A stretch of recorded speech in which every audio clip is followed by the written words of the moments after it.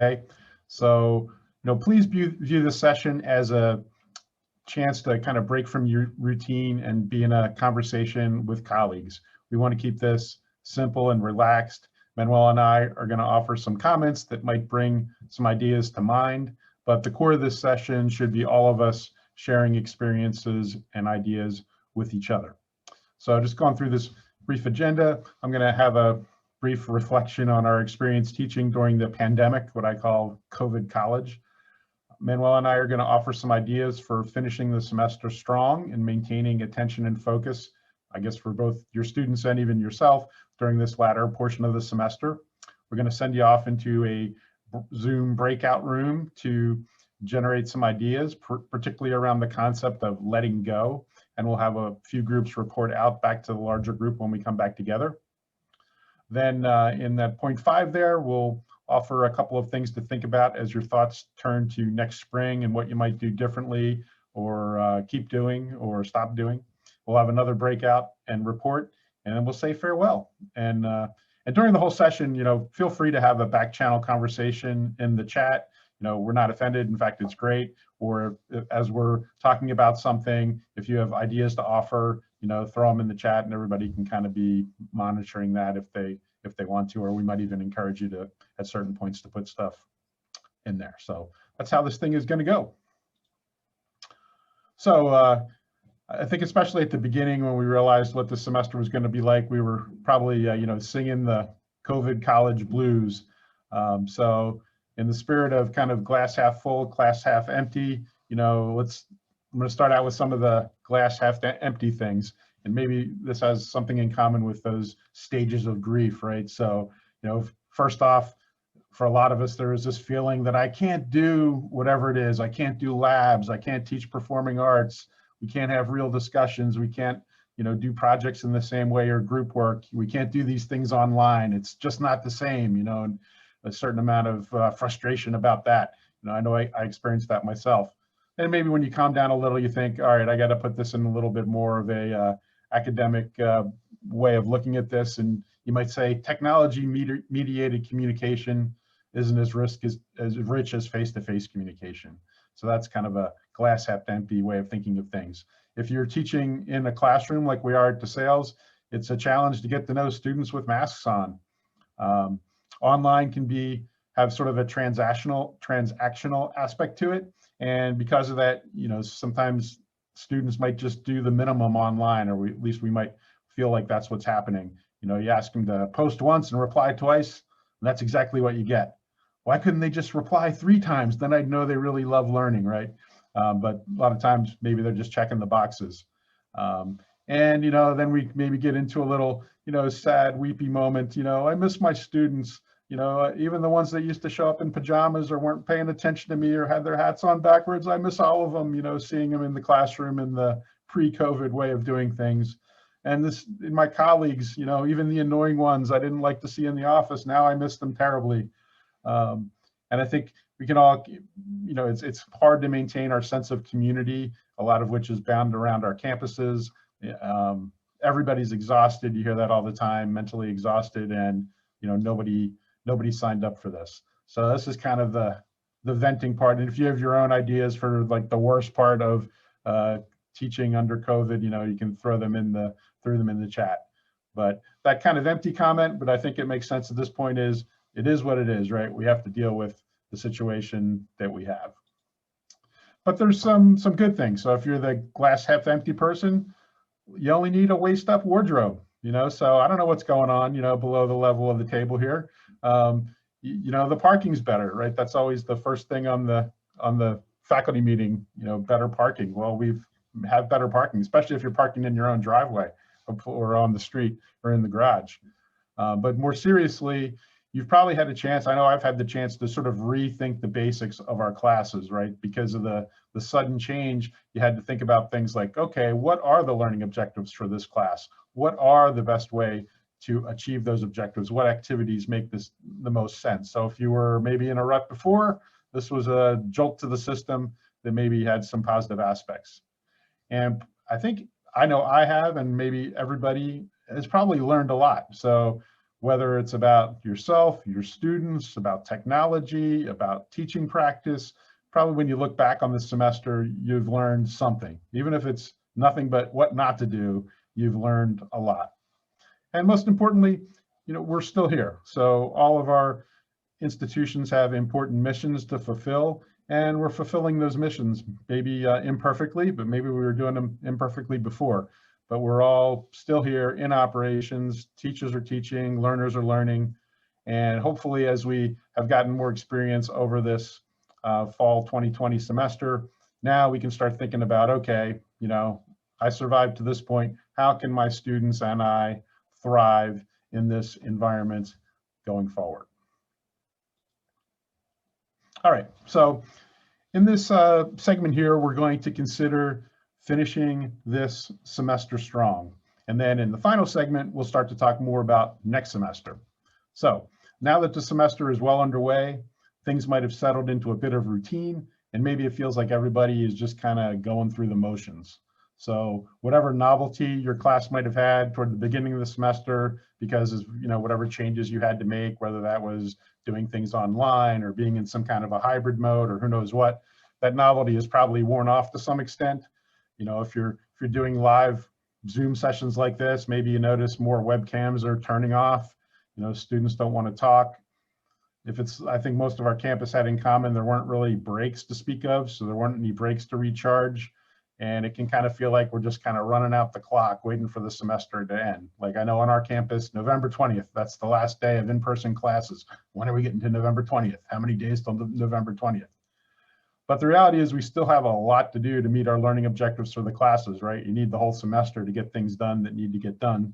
So we need to find ways to get that energy level and focus up as we hit the home stretch. So I'm going into my horse racing analogies here. So we don't want to fade as the finish line approaches, but rather catch the second wind and propel us over that finish line going away. So a great way to get that energy back is to vary the routine and devise activities that don't allow students to be mere observers of the class, but rather active participants. So what can we do to finish the semester strong? Manuel and I are going to offer a few ideas, but we're hoping to get even better ones when we break into our small groups. All right, Manuel, I think you were going to start with this one. Yeah, that's a wonderful introduction, Eric. So one of the first things that we were thinking about was that I think it's fair to say that everybody right now has Zoom fatigue, right? And here we are saying this as we asked you to meet us over Zoom, right? So perhaps trying to come up with end of semester activities or opportunities for the students to continue to engage in online sessions, but that don't really require screen time, right? And that can be, and that could be a moment where they're not just like off the hook, but they're doing something that might be still on, good old pen and paper like I have here. So for instance, we listed muddy points there as a great opportunity for students to just jot down something that they're not following or that they'd like more clarification on. Or that isn't quite clear just yet. Another possibility could be to just use a good old 2-minute brainstorming activity at the very beginning that is meant to be generative of the day's topics that you're going to be covering for that session. And again, that can be done using pen and paper as opposed to the chat function, which we know that probably we have all the educational developers have told you to use more during the semester so far, but it's also good to engage in other kinds of sensorial modalities. Eric, do you want to go on with the next one? Sure. So some classic pedagogical strategies, still work even if you're in some kind of an online class or a hybrid class of some sort. So one that probably a lot of people on the call are familiar with is think, pair, share. So this is where you would pose a question or make some kind of a prompt to the class. You ask the students to think about it on their own for maybe a minute or two and maybe make some notes, then pair up with a partner, and then share out to the class. So, and you can do this on Zoom with breakout rooms. You can do it in a hybrid class where some people are in the classroom. They can do it in the class as long as they stay 6 feet away. and then the people on Zoom can be doing it in a breakout room, but it still can work for all types of students. And this is a great way if you're not the kind of, if you don't like the cold call on students, or you think, you know, they're kind of exhausted and you don't really want to call them out in that way. When you use an exercise like this, after it, you can certainly call on people because now they've all had a chance to write something down, test it out with a partner and so forth. So you can still get some interaction and discussion going, even if your students are a little reticent to do it through a technique like this. Another technique that you can use if you're having a live class, whether it's online or in classroom or some combination, is polling software. At least it gets the students playing with their phones or their laptops in a positive way. So Zoom has a polling feature built into it if you're using that. Poll Everywhere, you can get a free account as a faculty member and use that, and just builds a little interactivity and playing around with the class. If you are doing an asynchronous online class, perhaps, or a good portion of your class is that way, you could try using one of the asynchronous video-based discussions to kind of mix it up from the standard text-based discussion. And one I've used is Flipgrid. So it's free. It just allows students to essentially do a video discussion board. And especially at a time, if people are masked or if they're in an asynchronous class where they don't get to see each other, it kind of gives you a sense of community because of the video that you may be missing through other techniques. Another thing you might consider is if it's hard to get students to engage with topics, have structured debates. I've done this in a class I'm teaching right now, Ethics and Technology, where they have a discussion prompt, they have teams, they're assigned which side to take, so nobody's really held accountable for their personal opinion. They just need to make the best case they can, and we do that periodically. And then sometimes it's just fun to do something maybe a little bit crazy or a little bit non-educational, just to kind of get them interested or wake them up or do something different. So last semester, when I felt like my class was really getting tired out and just beat and exhausted and dead, we had pet day. So it was bring your pet to class. So some students, because I had noticed in certain Zoom calls, right, you see their pets anyway. So this day was like everybody was encouraged to either have their pet on their Zoom call with them or have a picture of the pet. Some of them brought their younger siblings or did some other creative thing. And it wasn't a whole class, obviously. It was just a portion of the class, but it was just something different. Woke them up, gave them a little bit of something to look forward to.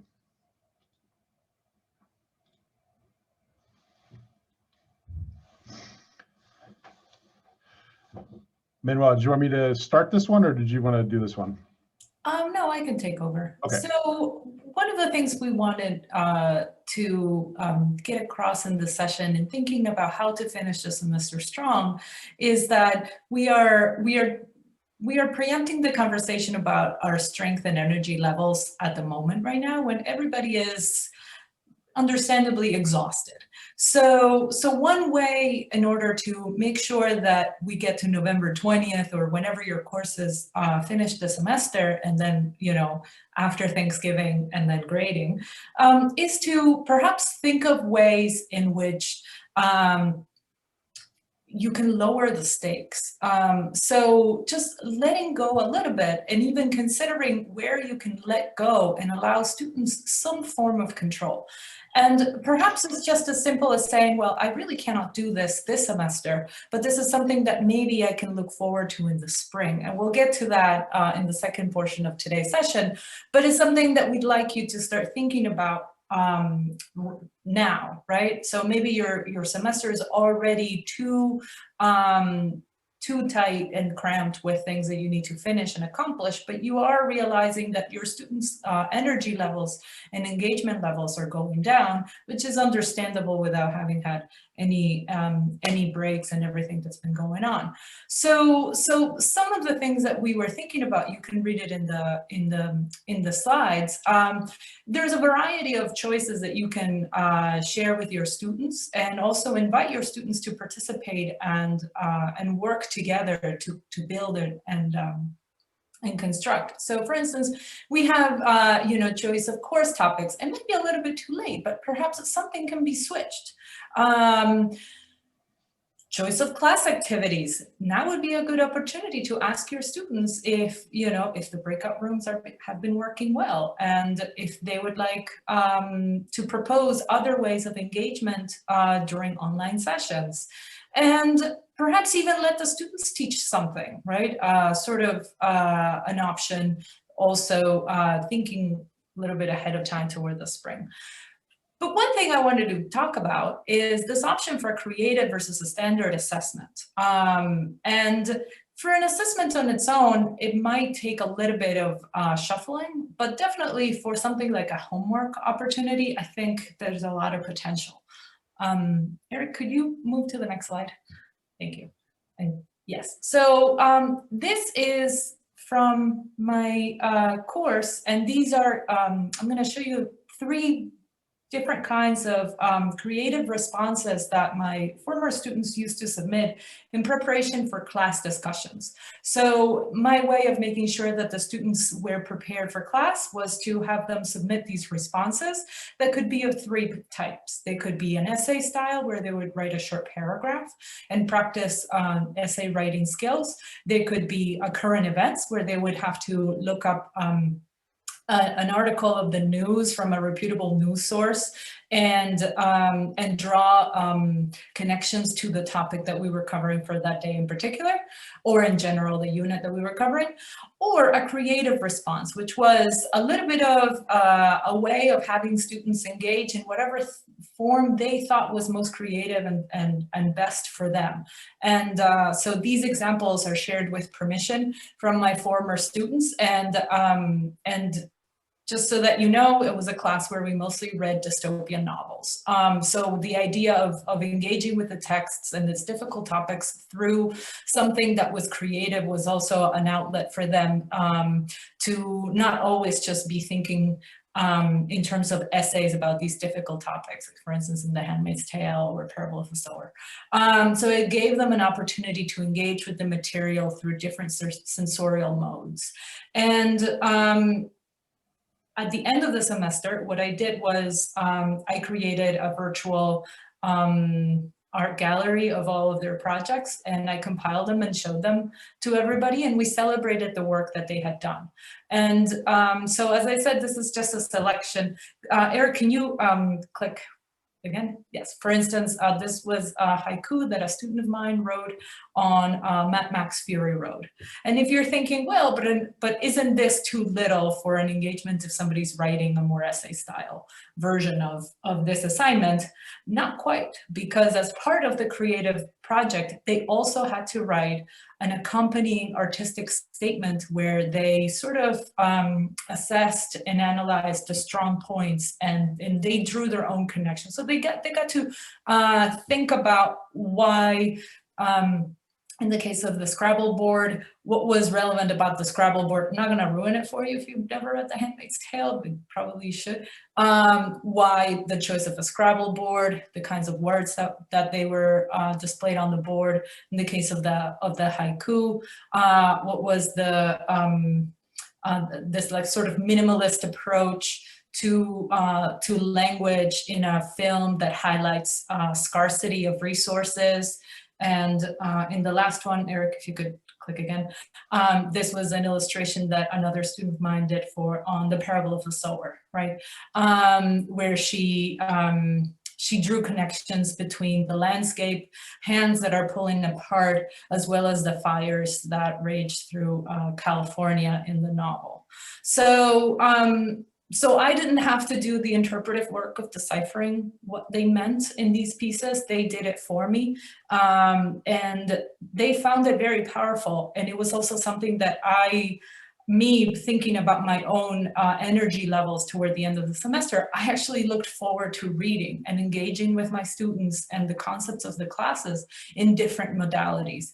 Because the reality is that if I assign something and then I dread having to read it, that's probably not a good testament of that assignment.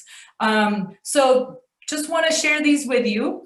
Happy to talk to you more about them, but in the interest of time and giving you the opportunity to engage in the session and engage with each other, we're going to move on.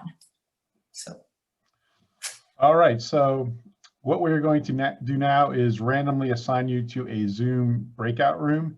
And if you're not familiar with this, probably most people are at this point, you just kind of will click into it. You don't have to really do anything to get into the breakout room, or not much. And what we're hoping is you're going to come up with a couple great ideas for letting go, or anything else maybe that has to do with finishing out the semester. And be ready to share them back out with the rest of us. So it could be something you've already done, or a new idea you're thinking about trying, and hopefully you'll make the acquaintance of some new LVAIC colleagues. And so you can kind of hit the ground running once you get into the breakout room. We're going to arbitrarily make the decision that whoever in your group has the alphabetically first name is going to be the moderator for the group session. So if your name is Aaron, you're probably going to be the one, or AA, the male Aaron, AARON, or Al, or whatever. And that moderator, if they could just briefly call on the other people in the group just to introduce themselves with their name, institution, and role. And then if it's a different person, we want somebody to be the reporter out to the group. It could be the same as the moderator or somebody different. But the main idea here is to generate 2 ideas for giving students control this semester that are likely to get their attention. So you'll have a primary one and a backup one, and then we'll return back to the larger group. And I don't know if we'll be able to get to all of them, but we'll get to a representative one, and the other ones maybe we can get in the chat. So any questions about this activity? And you'll be in the room for about 10 minutes. And it looks like Charlene put the same slide instructions in the chat. So if you click on that link, you'll have this when you go into the chat room. So any questions about the breakout room activity? All right. All right, I'll open the rooms. Sounds great. Everybody, I've lost my co-host. I can't see I'm here. anymore. He's probably there somewhere. I made it back. I'm here. Oh, there you are. All right, so in order to share what you all folks discussed, we're gonna do a little game where I call people that I've never met before, maybe, using the rule that we had on the slide. I'm gonna just mention 3 people by alphabetical order. And if you can unmute yourselves, if you are not the representative of your group, that is absolutely fine. Just point us to that person. But this is what's happening right now. So Anne, who was in room 1, Anne, would you share what you discussed in your breakout session? Yeah, I was trying to make Elizabeth be my reporter just before you but I guess I'll take it. We recognize that students at the end may need a little more socializing the way we all managed to work in the beginning of our sessions. We all had some sort of introductory, and that then we kind of moved to the academic, most of us. So one suggestion was to move back to doing something social, and the idea of perhaps group projects, mini group projects, because we don't have time to do the big deal, like something more informal and fun might be helpful. And I think it was Elizabeth, were you talking about doing video stuff or was it I think Stacy was, but was talking about. Also she talked about the Great and Gripe, who did. Yeah, that was yeah, Mary or yeah, talked about that. Yeah, so the idea of it, you could let them do even some sort of eval of out loud to the class at the end of the semester, and it's social, and it's also giving us, the instructors, some feedback as to what they took away. Great, thank you for that. Carl, who was in room 3 with Michelle, Rich, and Sarah. Michelle was our self-appointed reporter, so I'll turn it over to her. Hello. So we talked about some things that we've tried that have not worked particularly well. Trying to do any kind of group activity or simulation activity asynchronously using the group feature on Blackboard, at least for me, has been an utter disaster. Using practice, it's had mixed success. But we were talking about how, you know, we like encourage participation, bringing the pets in, bringing the kids in, making it feel more engaging that way. Trying to use Flipgrid in the future, and then also trying to give students maybe like freedom in what kind of source they want to use depending on the topic. Like Sarah was talking about for their, you know, biology topics, instead of doing a academic paper, do a documentary. And, you know, I gave some topic freedom for the students in terms of their what paper topics they wanted to research. And so some things like that. Yes, thank you. Yes, also students can do podcasts, infographics. I mean, the possibilities are actually pretty endless, I feel. So I'm very excited about novel thinking outside of the essay box. And then last but not least, I'm gonna call one more group, but if your group isn't sharing next, can you please share what you discussed in the chat so that we have, we pool our capital, our knowledge that you generated today. So this is room 5 that had Andrew, Stephen, Chris, and Fran, I think.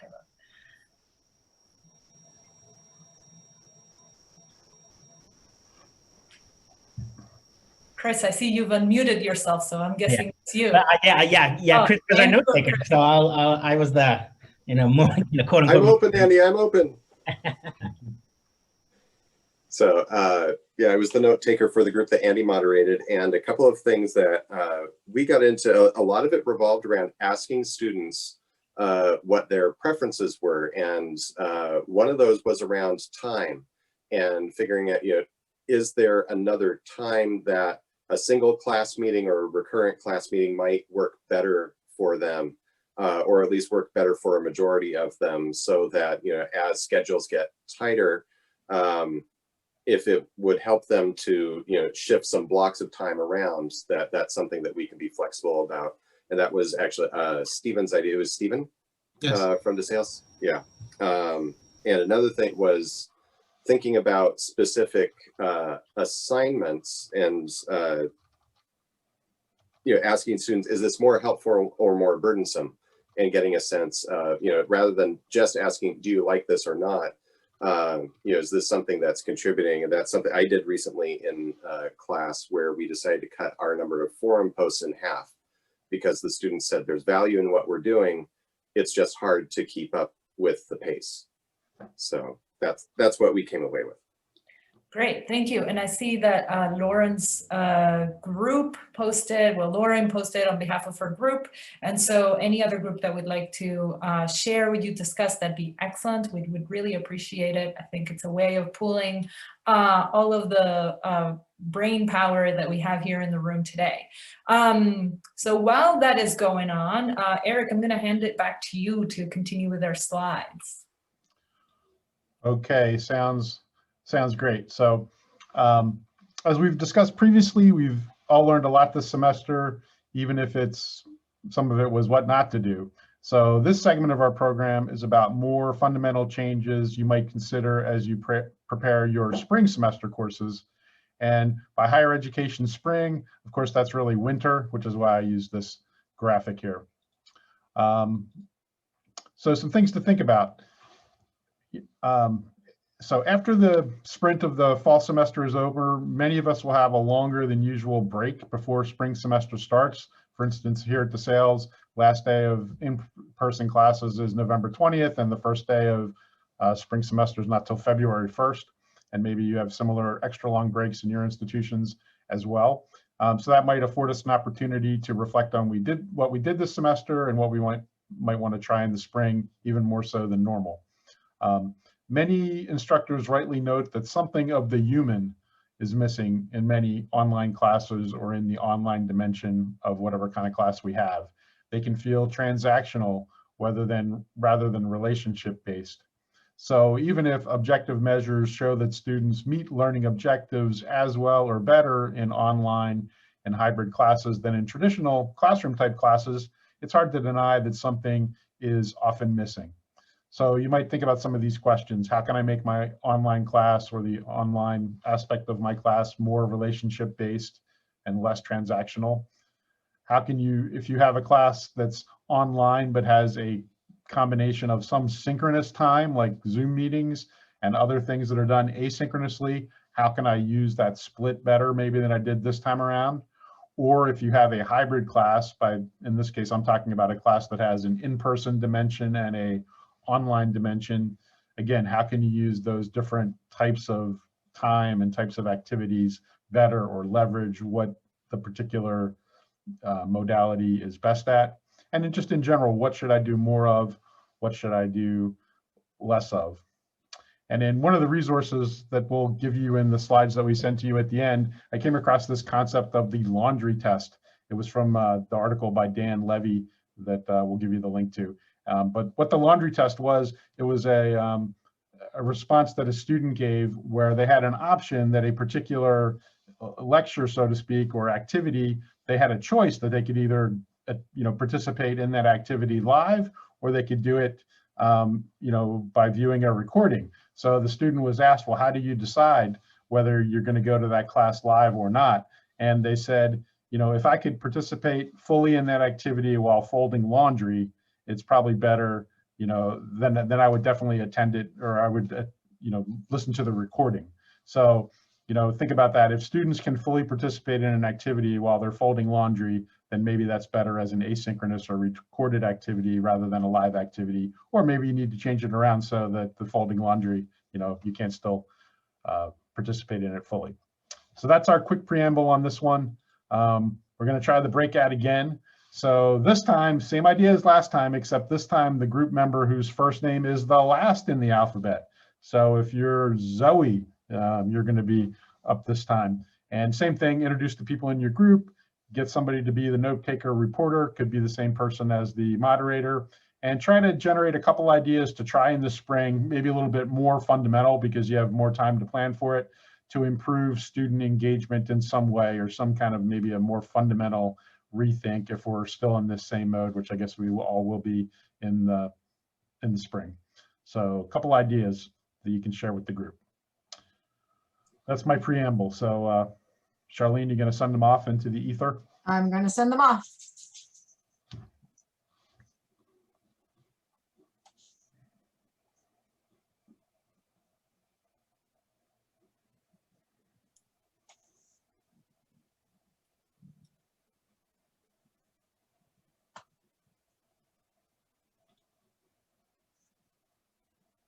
Welcome back again, everybody. It's good to see you all.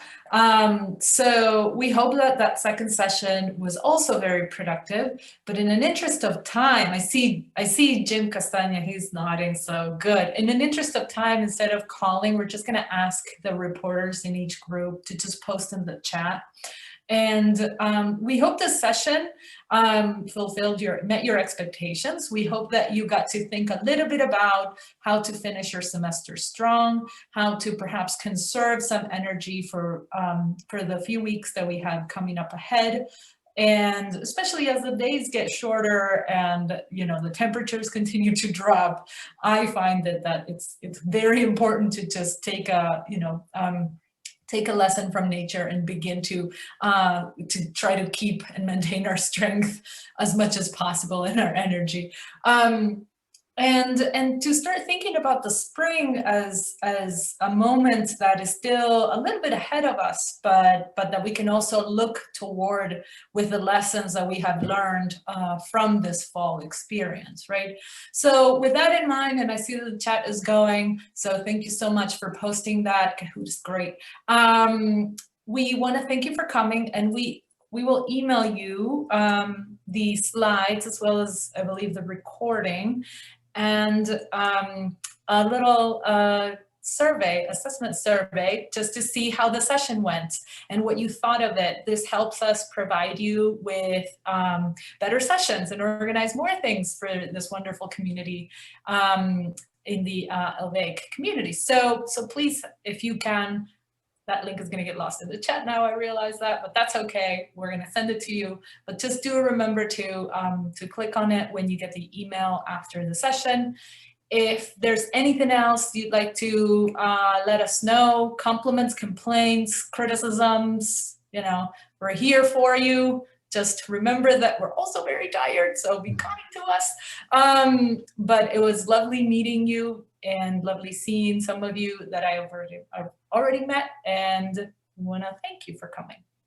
One thing, Manuel, I'll mention too is in the slides, you might want to check them out because the very last slide is going to be a list of resources that just has some current material. Some of it's out of the Chronicle, or I think there's at least one journal article in there that has, you know, similar ideas that might be, you know, might generate more ideas just like along the lines of what we've been talking about today. So yeah, thank you for coming, and it's great to see so many of you. And thank you again to Eric and Manuela for pulling this together and for being our presenters today. You're welcome.